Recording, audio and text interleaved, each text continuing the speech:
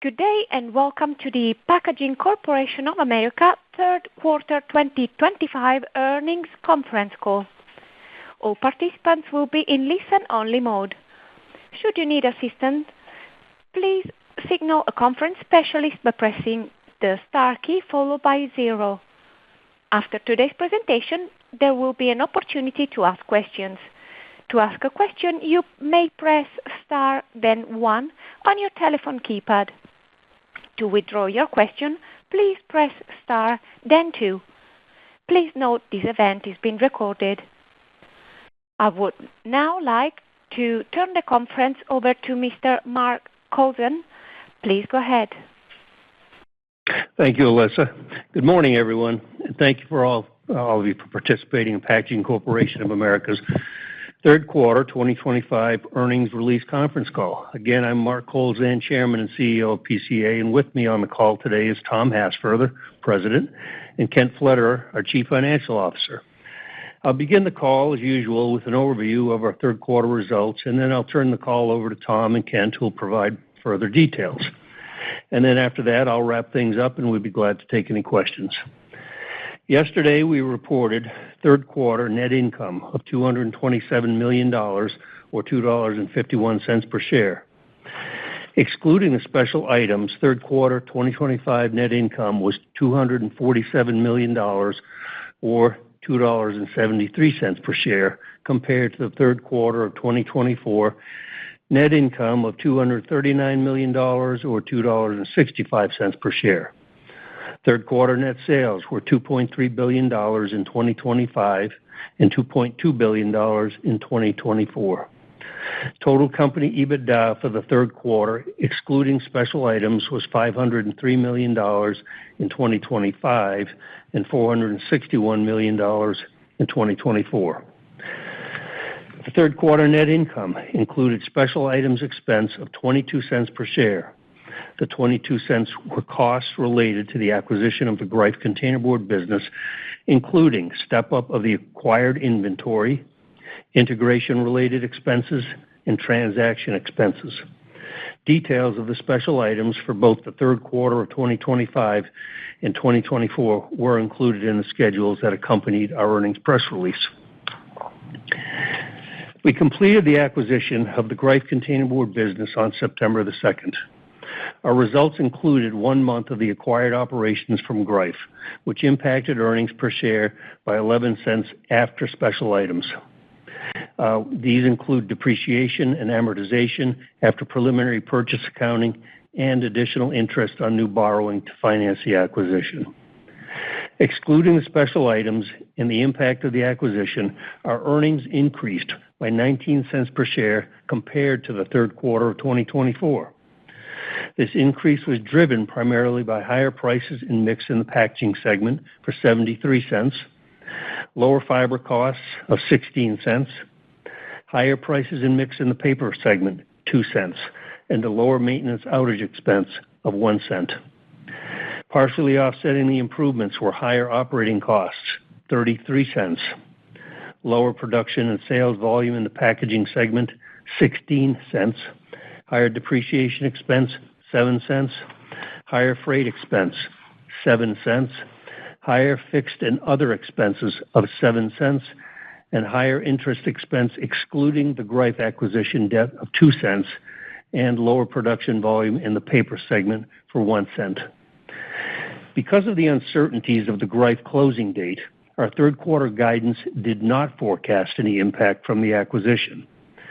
Excluding special items and acquisition impact, the results were 4 cents above the third quarter guidance of $2.80 per share, primarily due to favorable price and mix in the packaging segment and lower freight costs.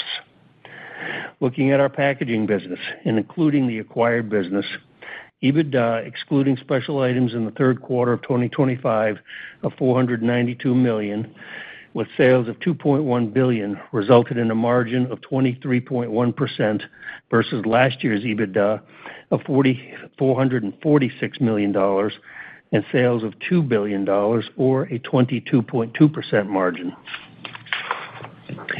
Corrugated volume was largely on plan and continued to reflect the cautious ordering patterns we've seen most of the year.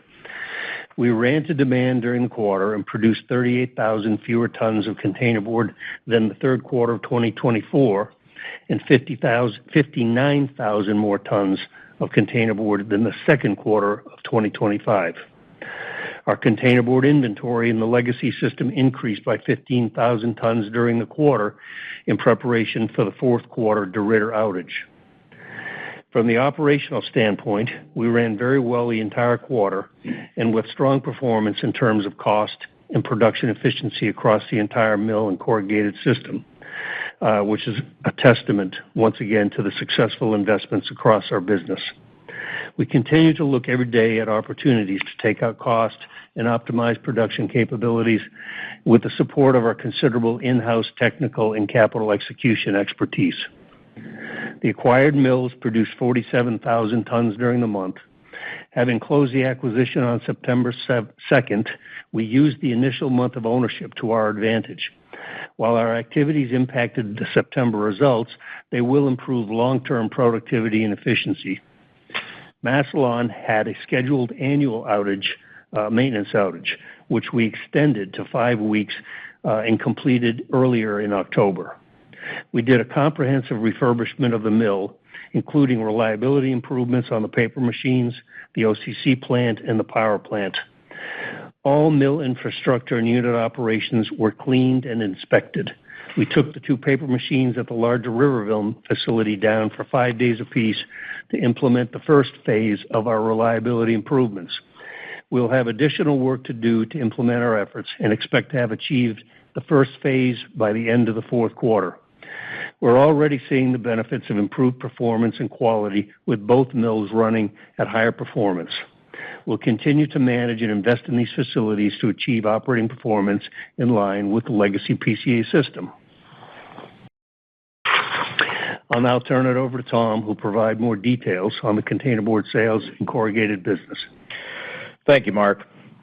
The performance of the packaging business was largely as we expected, and it was another strong quarter. Domestic containerboard and corrugated products prices and mix were 72 cents per share above the third quarter of 2024 and down 2 cents per share compared to the second quarter of 2025, which was all attributable to containerboard mix. Export containerboard prices were up a penny per share versus last year's third quarter and flat with the second quarter of 2025. As Mark mentioned, while customer ordering patterns have continued to reflect market conditions that have persisted throughout most of the year, corrugated demand improved as the quarter progressed. In the legacy business, shipments per day in our corrugated products plants were down 2.7% versus last year's record third quarter, when per-day shipments were up more than 11% over 2023. We will continue to see tough comparisons going into the first quarter of 2026. Total shipments were down 1.1% in the third quarter of 2025 versus last year, reflecting one more workday this year. For a little context, on a per-workday basis, July shipments were about 6% down from last year, while August was less than 1% down and September was less than 2% down. Margin performance was very strong again, with packaging segment EBITDA margins improving to 23.1% versus 22.6% in the second quarter and 22.2% last year. Including the acquisition, shipments were up 3.7% over last year per day and 5.3% overall. The acquired plants had a strong September with volume growth and good price realization. We're working very hard to integrate the operations into the PCA corrugated system, and we like what we see so far. The culture is highly compatible with PCA's, and our new colleagues have gone beyond the call of duty to continue to develop strong customer relationships and serve those customers. Greif has historically carried relatively more inventory in its corrugated system than we do. With the acquired plants being part of a much larger integrated system, we can more efficiently and nimbly supply them now that they are part of PCA. We have the opportunity to bring inventory down to lower levels and will manage our operations to do so over the next couple of quarters. As expected, export sales volume of containerboard was down 8,000 tons from the second quarter of 2025 and down 32,000 tons from the third quarter of 2024. I'll now turn it back to Mark. Thanks, Tom.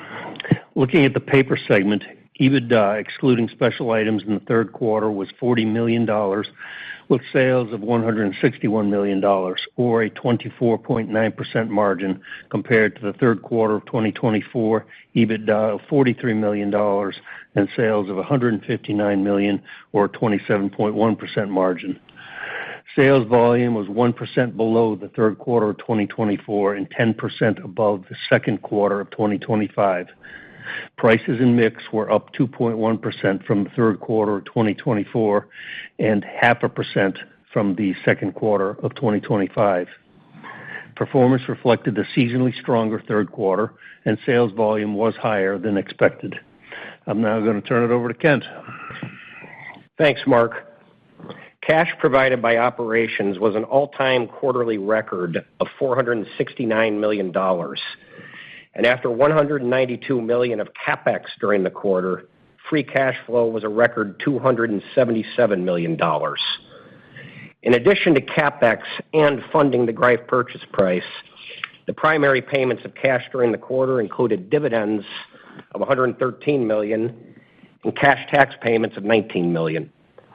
Our quarter-end cash balance, including marketable securities, was $806 million, with liquidity of approximately $1.4 billion. To update you on annual shutdown expenses, we now expect 45 cents in the fourth quarter for the legacy PCA system and 2 cents for the acquired business. The legacy system expense is expected to be 29 cents higher than the third quarter of 25 and 17 cents higher than the fourth quarter of 24.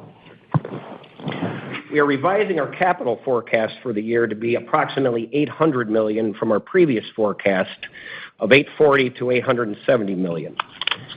This is primarily as a result of timing of expenditures, and we have not changed our overall capital plan.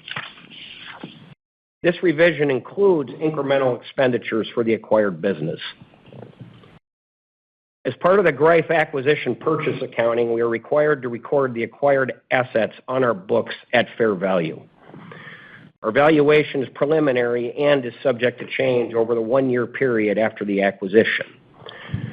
Our preliminary evaluation, in addition to working capital, includes approximately $870 million of property, plant, and equipment, $530 million of intangibles, and $280 million of goodwill.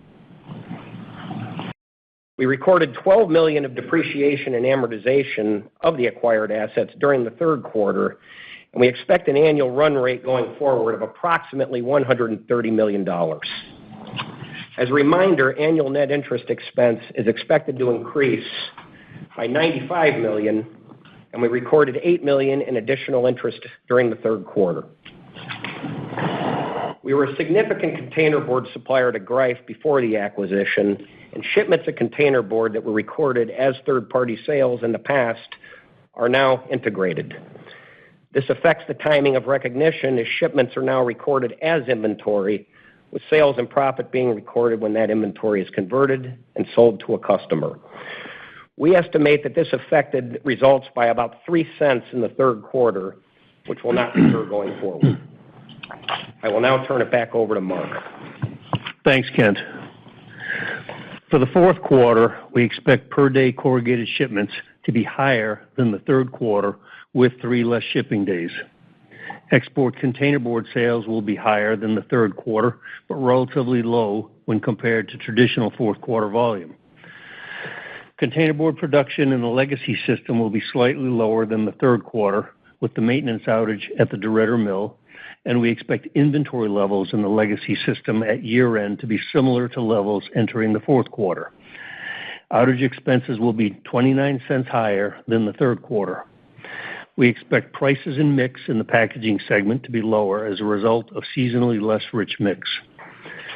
In the paper segment, we expect seasonally lower production and sales volume and flat pricing. We also expect seasonally higher energy and fiber costs, as well as slightly higher freight and other operating costs.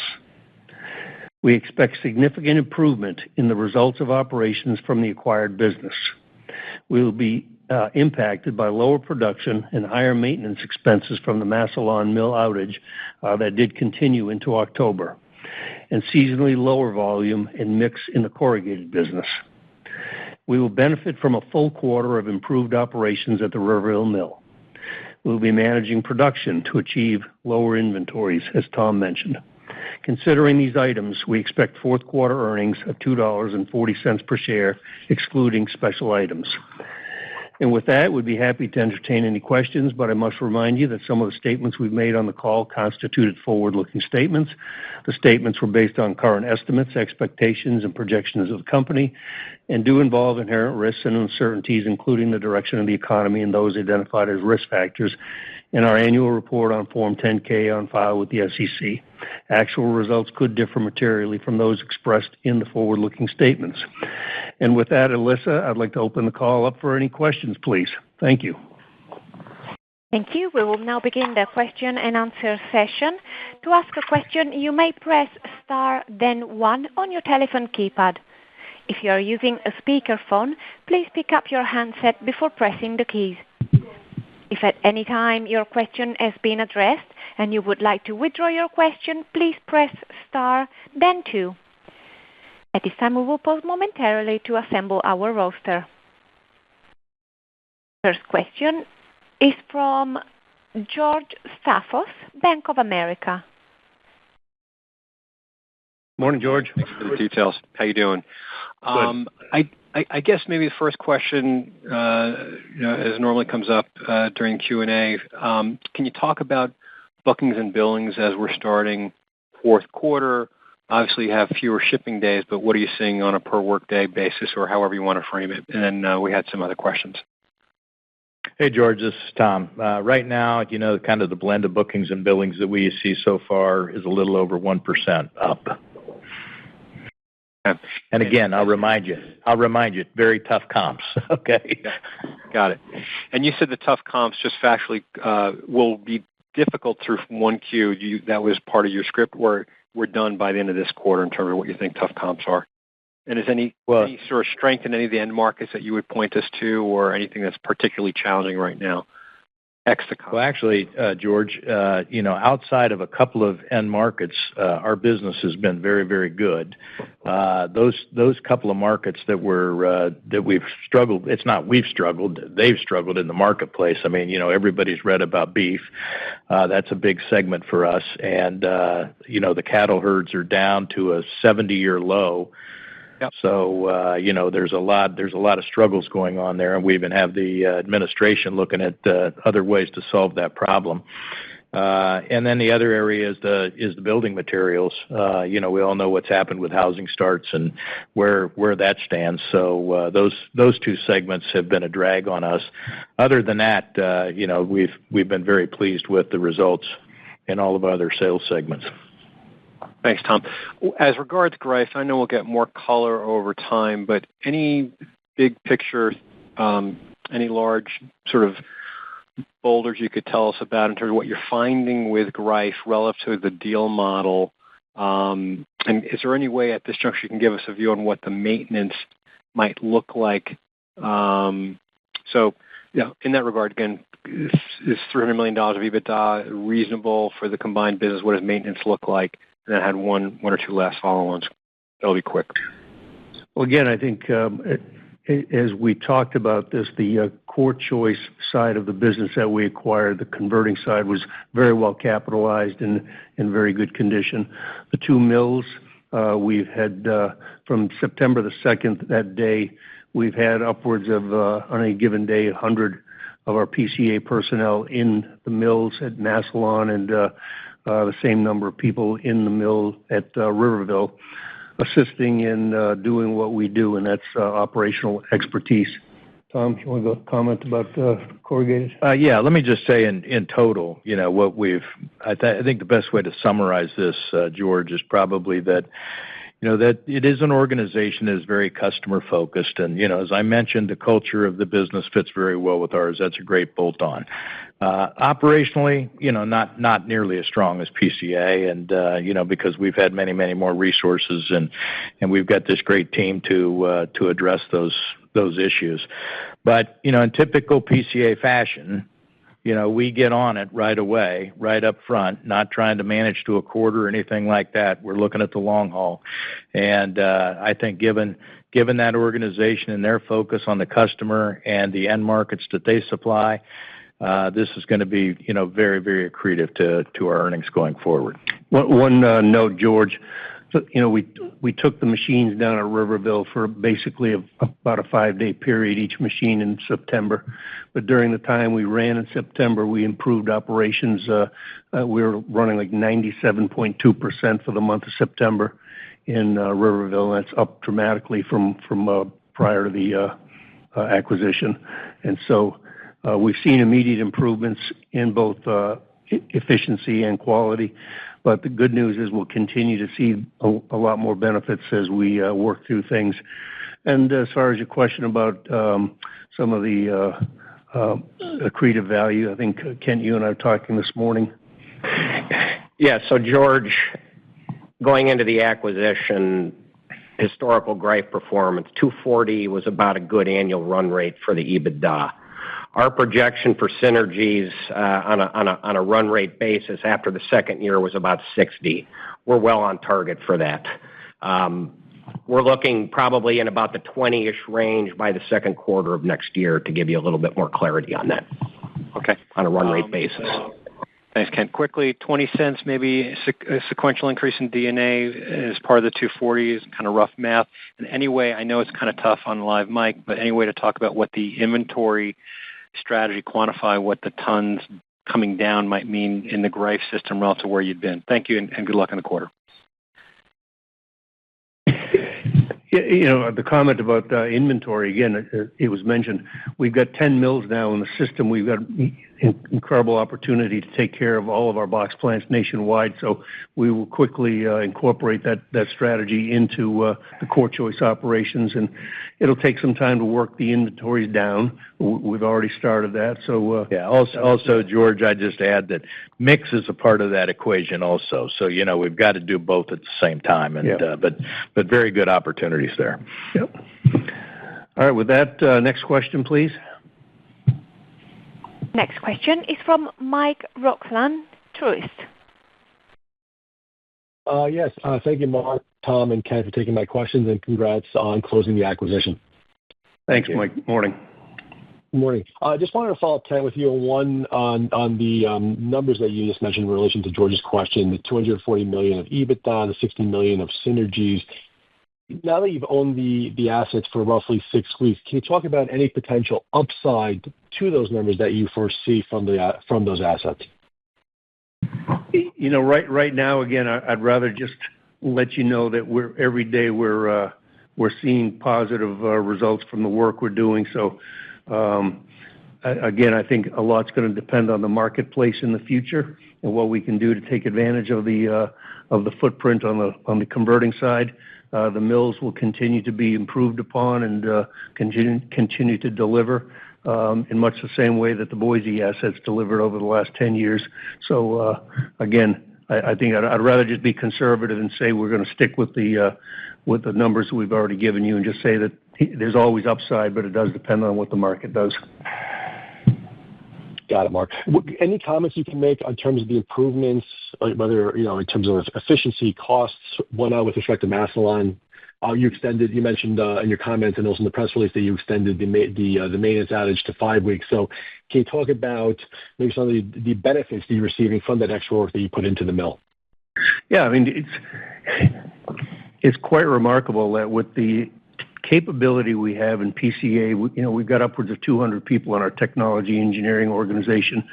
And again, from September 2nd, that morning, at both mills, we were working simultaneously, and we had, for at least a 6-week straight period of time, at least 100 PCA personnel in Massillon working full-time to assist the mill in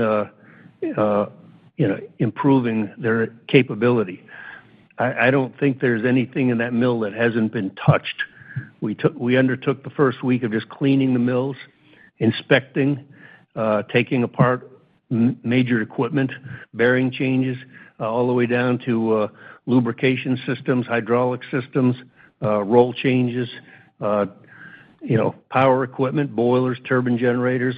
So I feel very good that comprehensively we understand the opportunities we need to take advantage of going forward. The Massillon, as an example, we understand the limitations, we understand the upside. So some of it's going to be dependent on ordering some equipment and getting it delivered. The good news, I still feel, though, what we told you is that when we converted some of the Boise acquisition, we were spending $500 million, i.e. DeRidder, Jackson, Wallula, per these conversions. But I told you before we expect to be, the work at Massillon, the work at Riverville, it'll be the tens of millions of dollars. So over the next couple of years, $10 million here, $10 million there for system improvements, upgrades in technology and capability. But the bones of the mills are good. We just need to update them and then like say, run these mills the way PCA looks at the business and takes care of the business. So I'm feeling very bullish on what we've seen just in a month and a half. As an example, both mills we saw, we started at Massillon the week before last, and we saw at least a 50% improvement just in the quality, the profiles, moisture profiles, basis weight profiles, physical test profiles. So huge improvement there, and that translates into customer experience with the product through Core Choice. So again, feeling very good about it. Gotcha. I appreciate the call there. And one last question before turning it over. Excuse me. Greif EBITDA for the 1 month you owned the assets came in a little lower than we expected, given recent performance prior to your ownership. Was that all due to the outages that you took at Massillon and Riverville, or was there any economic downtime that you took due to your choppy backdrop, or as you managed elevated inventories? And then any initial thoughts in 2026 CapEx? Thank you. Hey, Mike, I'll take that one. It was largely from the outages and the timing effects of the revenue and profit recognition that hit us by about $12 million during the quarter. So it was those. In terms of economic downtime, no, we didn't factor that in the Greif results for September. No. The other part of your question about CapEx into next year, we'll update you in January for the plan for next year. But I think we're on track with taking advantage of our opportunities. I would like to say that, just to remind everybody, that the biggest pieces of capital spending this year right now are a couple of big projects on the converting side. We've got one big project going on in Ohio right now, and that's a new facility. And then in upstate New York, we're totally upgrading one of our facilities as a big CapEx project that will both those projects will finish into next year. But we're always taking advantage of these capabilities to insert new converting lines and upgrade converting operations. But we'll give you a better feel in January what we're looking at. We do have some very interesting energy opportunities that we'll give you more detail with next year on the January call. Thanks very much, and good luck in 4Q. Thanks, Mike. Thanks. Appreciate it. Next question, please. Next question is from Gabe Hajde, Wells Fargo. Mark, Kent, Tom, good morning. Morning, Gabe.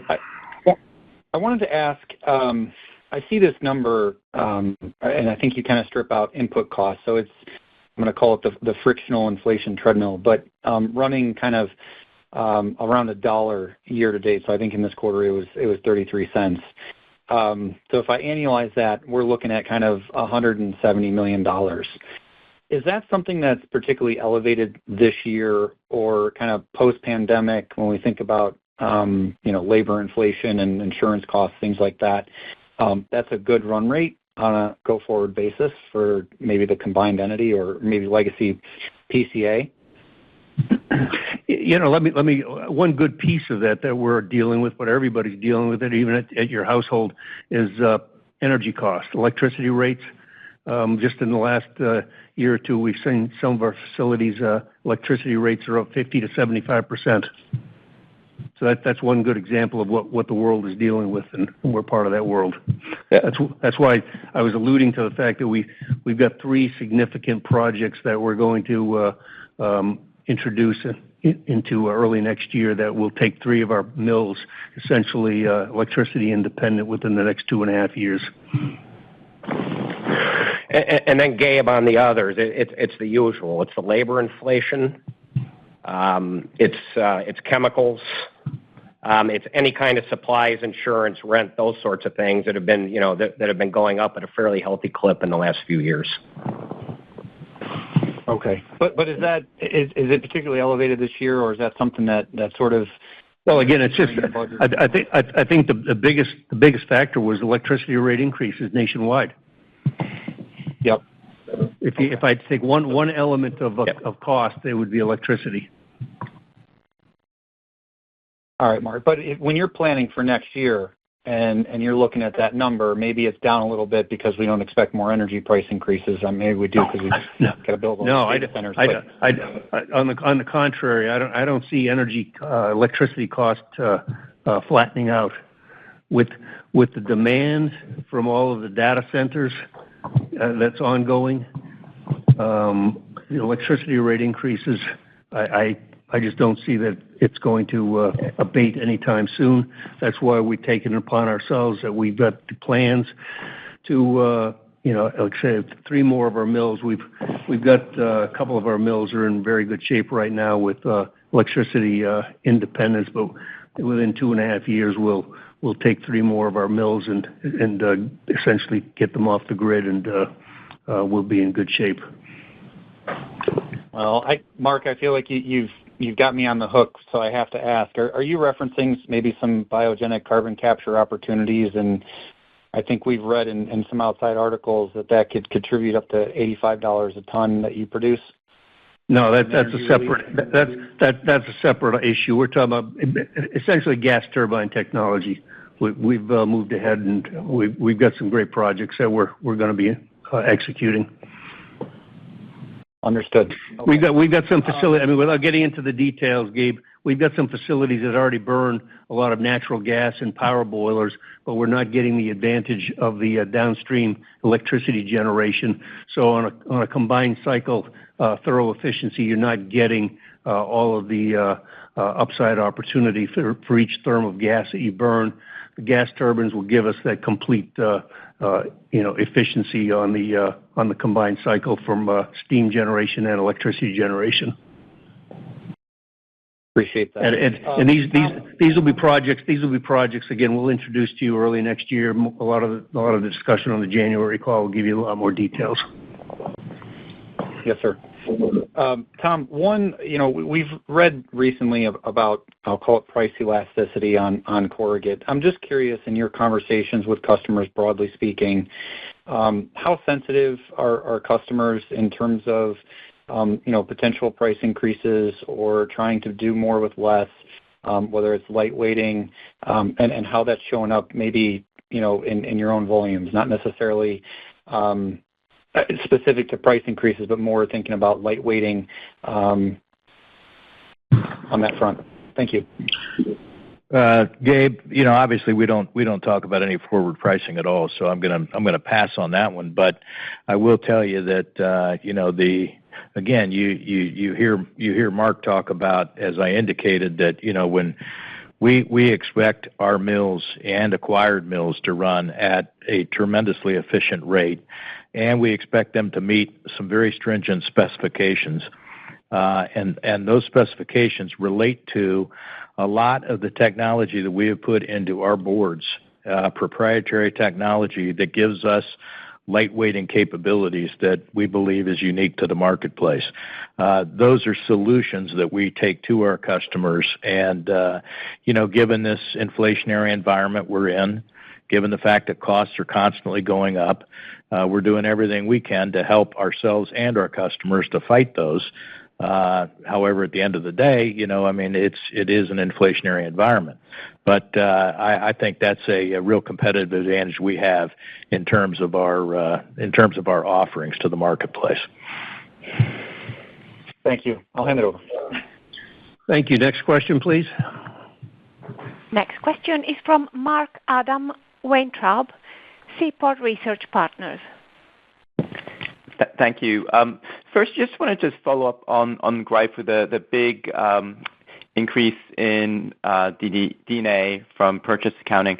Just want to reconfirm in terms of CapEx related to those assets. I think you in the past talked about $50 to $60 million, and with that type of spend, you can get them up to Packaging Corp efficiencies, etc. Is that still a reasonable number? Which obviously would be a lot lower than the $130 million D&A you had talked about. Yeah, I mean, after what we've seen with the efforts at Massillon and then the work at Riverville, it's that type of capital that we're going to spend. It's very similar to what we did at International Falls over the last 14 years. We did not have to spend massive amounts at I Falls. We just had to improve the capability on a lot of little systems and taking care of some of the technology. But we're well on our way. But it is in that tens of millions of dollars, and it will happen over the next year or two. So I'm really confident that that number's still good. Mark, this Tom, I would also add that as we indicated before, the sheet feeders and corrugated box plants are very well capitalized, and we're very pleased with that. And although we've got some maintenance costs and some other things that will take place there, we're not going to invest huge amounts of capital in those facilities. Right. So obviously, cash earnings from Greif are much stronger than what the book earnings are going to be. But I'm also kind of curious whether or not is there much in the way of tax shield benefit that you're getting through accelerated depreciation, or is that sort of not something to call out specifically? Well, I think you saw it in our cash tax payment for the third quarter that we called out in the script. The allocation that we had to PP&E, we were able to take bonus depreciation on and reduce our cash taxes out pretty significantly this year. So I think you see that in our cash for the third quarter. Okay, and presumably you'd see that next year as well. But so, kind of shifting gears, if I could. Obviously, it's sort of been a pretty difficult environment industry-wise, box shipments, etc. In the past, you've been able to, through business wins, grow a lot faster than the industry and, fill out these new box plants, etc., that you are building. Have you had business wins of late that you have visibility on that can give us confidence that you can continue to outperform on the volume side? Mark, this is Tom. We haven't changed anything that we typically would do. Absolutely nothing. We've been, as I mentioned, we've been hurt in our numbers from a couple of big segments of ours that we can do very little about. However, we continue to grow within existing accounts in a big way, and we continue to have wins. But these are wins that we earn. They're not these aren't wins that you just go out and have something to offer that nobody else is doing necessarily. But we have to earn these wins, and we're just continuing to do the things we're doing. We're just not getting a lot of lift, obviously, from the economy, and these starts and stops that we've seen consistently go on throughout the year relative to tariffs and a bunch of other things, certainly are impacting the business. Great. And then lastly, we've had this extraordinary year in terms of magnitude of capacity closures in the North American containerboard business. And box demand hasn't been good. But are you actually feeling any more tightness because of the closures of containerboard capacity?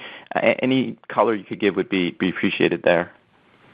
Yeah, I think the containerboard capacity. I think you're seeing a consistent trend in this industry that it right sizes to demand, and we run to demand. We do. That's what PCA does.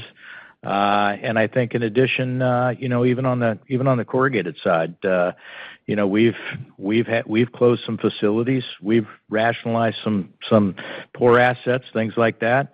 And we'll continue to do so. And again, we will run to the demand that we see out there.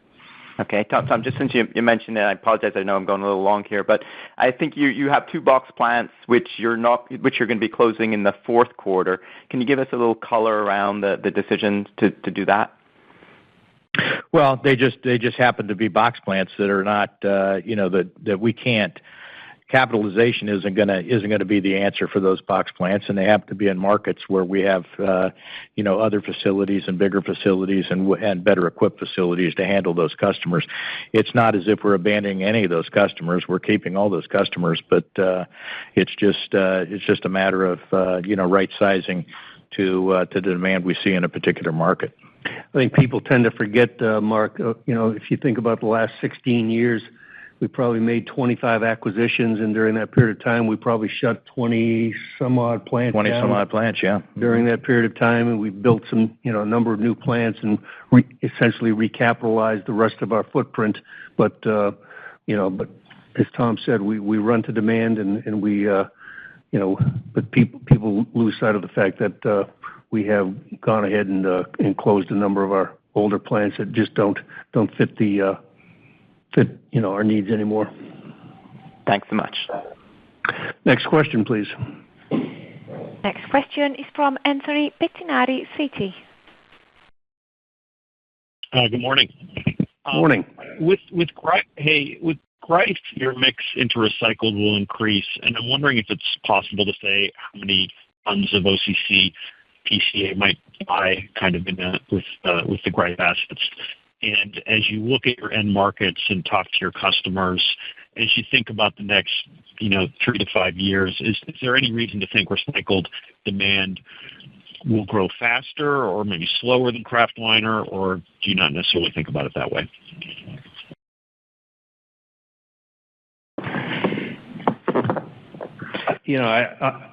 I look at it as an opportunity. Quite frankly, I look at Massillon and Riverville as an opportunity to make more medium, which we need, and our plants run very well on the recycled medium, but combining that with our high-performance liner grades, we get the best of both worlds. And so it's not on a total percentage basis. It's really just taking advantage of the opportunity, and we'll play into that in the marketplace. But the recycled medium will work very well with us. Yeah, Mark, the key is that we do need the medium, and the 100% recycled medium is a good runner in our facilities and stuff, and so trade for some of that, those sorts of things. But as far as end markets go, I mean, we attack every end market with whatever the best solution is. Okay, and any quantification of like OCC consumption tons, or I'm not sure if you disclosed, but hey Anthony, we were flexible beforehand. We could flex the system a little bit, but we typically ran around low 20% furnish OCC. That's going to move up about 10% on the whole to 30ish going forward, if that helps. Got it. That's very helpful. And then just a couple quick questions on CapEx. I mean, understanding you'll give us more detail in February, but the box plant projects that you referenced, does the CapEx spend for that from 25 to 26, is it sort of directionally similar, or does it sort of ramp down modestly or maybe ramp down more sharply? And then I guess second question, Mark, you've got us really interested in these energy projects. Are there currently PCA mills that are selling, meaningful amounts of electricity back to the outside utility company? And, could that be potentially an opportunity or part of the projects that you'll tell us more about next year? The first part on your CapEx, we would expect as we finish up the two bigger projects, the one in Ohio and the one in New York State next year, CapEx will continue to be kind of flat in that range. We would probably take advantage of that opportunity. The good news is, and Tom has mentioned this and I've mentioned it, Greif gave us the opportunity with the Core Choice converting side of their business. It's going to help us minimize what we have to do in some of these regions. We will avoid having to spend some major pieces of capital on any new plants for the next couple of years. So in that regard, we'll continue to do some converting, installations as far as EVOL, sun rotary die cutter type stuff, some corrugator opportunities. But as far as major plant projects, that'll mitigate itself. And then I see the next couple of years, the big projects are going to be some of these energy projects. We'll take advantage of that. It's probably a 2.5-year process. We'll get into the details in January and the first part of next year. But these are projects that have year and a half payback type projects, very, very high return projects. But as far as the level of CapEx, we'll be in a very comfortable range. The amount of cash we're generating, I think, quite frankly, people are going to be asking us, what are you doing with all the cash on hand? That's going to be the high-class problem we get into. And so I'm not worried about the CapEx. All of our capital that we've been spending over the years, we've got a very good track record of return on our investment with this CapEx spending. So as far as what you're modeling, I would just continue to model what our trend has been, and we'll update you next year. There was one part you're part of the question on electricity. No, we're not wheeling power into the grid at any of our facilities. We do have one facility in particular that's essentially 100% independent, but we're not wheeling power into the grid. Okay, that's very helpful. I'll turn it over. All right, next question, please. Next question is from Philip Ng, Jefferies. Hey, guys. Appreciate all the great color. So, Mark, you talked about potentially some of these energy projects the next few years, and then obviously you're going to do some great work at these Greif mills, kind of get it up to PKG levels, and then you called out some of the inventory where it's a bit more elevated at Greif. So curious, when we think about 26, does that translate to more downtime than we should kind of be appreciative, which could potentially mute some of the EBITDA contribution from Greif? I think Kent gave a number in that 240 range plus synergy. So just want to be mindful, just because it was extra noise in the back half of this year. Is there friction that we need to be thoughtful of that could be impactful next year? I think, again, the work we just did at Massillon for the approximately 6 weeks really gave us a comprehensive look at the mill, because we literally touched everything in that mill, clean from the ceilings down to the U-drain sewers. Everything was clean, touched, inspected, new lighting. And so in doing so, we understand what it is in terms of components, motors, pumps, rolls, systems on paper machines that we want to upgrade to the PCA standards. So we've already got our plan in place, but these changes will take place on monthly outages. It's not the 3-week outages required. It's the 24-hour outage and the annual outage for 5 or 6 days a week type thing. So no, we'll be in good shape next year. There's Riverville's in a similar situation. We've got to just continue to take care of the mills, and we'll invest appropriately. But no, I'm bullish on the what we've got facing us for the next few years. No major. We went through a 40-some-odd day outage at Jackson a few years ago, and we don't see any of that type of situation. Okay. So we'll be in good shape. So it sounds like you would largely be able to do the work that you want to do, whether it's energy projects, and then I guess even taking down the inventory at Greif within the scope of your normal managed outage. It shouldn't be an outside year next year. Yeah, no, I mean, the inventory management, that will happen over the next couple of quarters as we work our way down. And like I say, that's just future upside for the business. Okay, helpful. And then a question for Tom. You called out, building mats and beef being more pragmatic. Tom, can you size up how much of that of your box business is tied to those end markets? Or trends in those end markets getting worse? It's kind of bouncing along the bottom. And the other categories, are you seeing order patterns pick up a bit? And how do you kind of envision your customers managing inventory to kind of close out the year? Okay, Philip. Number one is I'm not gonna give you what how much these segments are. I just told you they're relatively large segments for us, and those are the ones that are impacting us the most in beef and building products being down. beef is more of a long-term thing, so it's gonna take a little while. As I told you, the herds are down to 70-year lows, and these things take 2 to 3 years to rebuild, and we're only a year into the process. So, that's gonna take a little while. Building products, very reliant on what happens with interest rates, and they're coming down, and what the cost of materials are, and how quickly things can be approved, and those sorts of things in the nation, and the remodeling bottoming has begun to go the other way, so that's a good thing.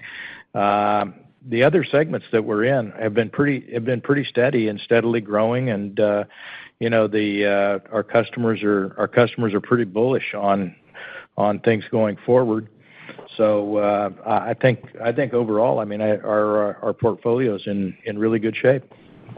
Tom, you're not hearing from any of your customers that they have desires to kind of work down inventory to close out the year? Well, I'm glad. Yeah, Philip, I forgot that part of your question, but our customers are already operating at very low inventory levels, and I think they would tell you that across the board.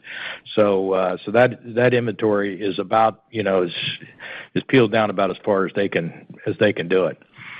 Because again, it goes back to all these things that have taken place during the year, and the bumpy road we've been on with tariffs and all these other sorts of things. So I think our customers have been very cautious. Okay, appreciate all the color, guys. Thank you. Mm-hmm. Thank you. Next question. For any further question, please press star and 1 on your telephone. This concludes our question and answer session. I would like to turn the conference back over to Mr. Mark Kowlzan for any closing remarks. I'd like to thank everybody for joining us today, and appreciate it, and look forward to talking with you all at the end of January. We're very, very pleased with where we are today with the acquisition, and looking forward to having a good conversation with you in January. With that, have a good day, and have a great holiday period. Take care.